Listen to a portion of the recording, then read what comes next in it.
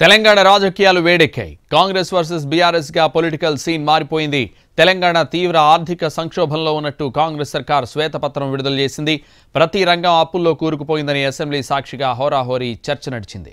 ఆర్థిక పరిస్థితిపై ఒక శ్వేతపత్రం, కరెంటుపై మరో శ్వేతపత్రం రిలీజ్ చేసింది కాంగ్రెస్. దీనిపై సభలో వాడివేడి చర్చ నడిచింది. అధికార ప్రతిపక్షాల మధ్య మాటల యుద్ధం నడిచింది.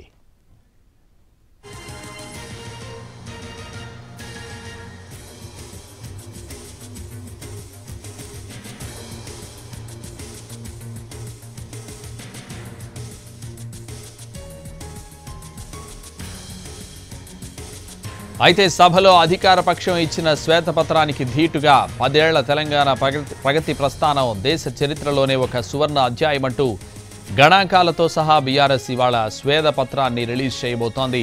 తెలంగాణను విఫల రాష్ట్రంగా చూపించాలని ప్రయత్నం చేస్తే సహించబోమంటూ ట్విట్టర్ వేదికగా కేటీఆర్ పోస్ట్ చేశారు. పగలు రాత్రి తేడా లేకుండా రెక్కల కష్టంతో చెమటోడ్చి నిర్మించిన తెలంగాణ ప్రతిష్టను దెబ్బతీసినా ఊరుకోమన్నారు.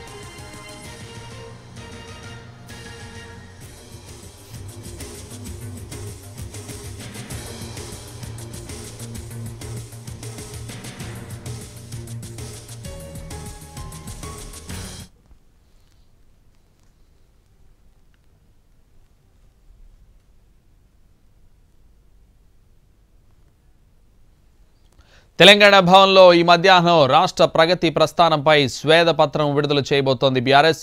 తాము చేసిన అభివృద్ధిపై పవర్ పాయింట్ ప్రజెంటేషన్ ఇవ్వనుంది.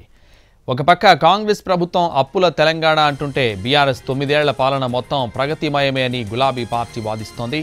ఇప్పటివరకు రాష్ట్ర పరిస్థితిని, ఆర్థిక దుస్థితిని కాంగ్రెస్ ప్రభుత్వం ఒక కోణంలో చూపిస్తే, తెలంగాణ రాష్ట్రం సాధించిన అభివృద్ధిని, సృష్టించిన సంపదను మరో కోణంలో చూపించే ప్రయత్నం చేయబోతోంది బీఆర్ఎస్.